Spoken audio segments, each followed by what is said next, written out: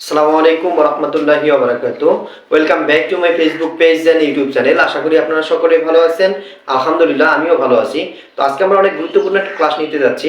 আমরা গত ক্লাসে বিস্তার পরিমাপ সম্পর্কে আলোচনা করেছিলাম, অর্থাৎ একাদশ দ্বাদশ শ্রেণীর পরিসংখ্যান প্রথম পত্রের ক্ষেত্রে অধ্যায় 4 বিস্তার পরিমাপ। আজকে আমরা জানবো, গত ক্লাসে আমরা জেনেছিলাম যে বিস্তার পরিমাপ প্রধানত দুই ধরনের, এই দুই ধরনকে আবার 4 ভাগে ভাগ করা হয়েছিল। তো আমরা প্রথম যে ধাপটা ছিল পরম বা অনপেক্ষ বিস্তার পরিমাপ, তো পরম বা অনপেক্ষ বিস্তার পরিমাপকে 4 ভাগে ভাগ করা যায়। তার আজকে প্রথম দুইটা আলোচনা করব। এক নম্বর হচ্ছে আমরা দেখতে পাচ্ছি যে পরিসংখ্যান প্রথম পত্র অধ্যায় 4 বিস্তার পরিমাপ 2 নং ক্লাস, অর্থাৎ দ্বিতীয় ক্লাসে আমরা যেটা জানতে পারবো পরিসর আর হচ্ছে গড় ব্যবধান সম্পর্কে। এই পরিসর এবং গড় ব্যবধানের সূত্রটা আজকে আমরা আলোচনা করব। তো আমরা দেখতে পাচ্ছি এখানে পরিসর মানে রেঞ্জ, পরিসরের ইংরেজি প্রতিশব্দ হচ্ছে রেঞ্জ। এই পরিসরের সূত্র হচ্ছে xh মাইনাস হলো xl, অর্থাৎ এখানে হচ্ছে xh মানে বৃহত্তম মান, অর্থাৎ হাইয়েস্ট মান, এটা হবে xh এর মান, এবং xl এটা হলো ক্ষুদ্রতম মান। কোথাকার ক্ষুদ্রতম মান? যে কোনো গণসংখ্যা নিবেশন সারণী থাকবে, এই সারণীর ক্ষেত্রে বা সংখ্যাগুলোর ক্ষেত্রে সবচেয়ে বড় মান মাইনাস হলো সবচেয়ে ছোট মান। এটা হলো পরিসরের সূত্র। এরপর নেক্সট আমরা দেখতে পাচ্ছি যে গড় ব্যবধান, যেটাকে বলা হয় মেইন ডিভিশন, অর্থাৎ মেইন ডিভিশন গড় ব্যবধানকে আমরা md দ্বারা প্রকাশ করব।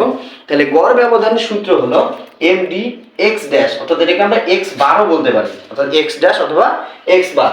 তাহলে x bar is equal summation xi minus a ভাগ হচ্ছে n। তাহলে এখানে আমরা সামেশন মানে জানি হলো যোগফল, xi হলো মধ্যমান বা মধ্যবিন্দু, আর a তে হচ্ছে আনুমানিক গড়, আর এতে হচ্ছে মোট গণসংখ্যা। এটা আমরা সকলে জানি, গত ক্লাসগুলোতে এই বিষয়গুলো এই চলকগুলো আমাদের ছিল, আমরা এটা জানি। তো এখানে যদি আমরা গড় ব্যবধান বের করি, গড় ব্যবধানের ক্ষেত্রে এস জায়গায় এক্স ড্যাশ হবে, এক্স ড্যাশ অথবা এক্স বার হবে।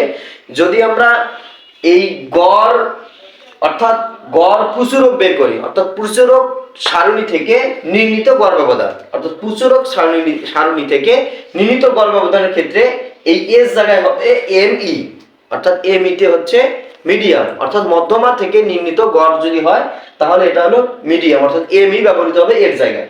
এরপর হচ্ছে যদি আমরা এমও, অর্থাৎ এমও বলতে হচ্ছে মুড মানে হলো প্রচুরক, তাহলে প্রচুরক শ্রেণী হতে গড় ব্যবধান যদি বের করি তাহলে এর স্থলে হবে হচ্ছে এম ও। এইটা হলো একটি আনুষঙ্গিক বা চলক ভিত্তিক সূত্র। তো আমরা আজকে জানতে পারলাম যে পরিসর আর গড় ব্যবধানের সূত্র কি রকম হয়। নেক্সট ক্লাসগুলোতে আমরা এই বিষয়ের অঙ্ক সম্পর্কে আলোচনা করব। আশা করি আপনাদের ক্লাসটা ভালো লাগবে। অবশ্যই ভালো লাগলে লাইক কমেন্ট শেয়ারের মাধ্যমে আমাদের পাশে থাকবেন। ফেসবুক পেজগুলো ফলো করবেন, ইউটিউব চ্যানেলটি সাবস্ক্রাইব করবেন। আসসালামু আলাইকুম ওয়া রাহমাতুল্লাহি ওয়া বারাকাতুহু।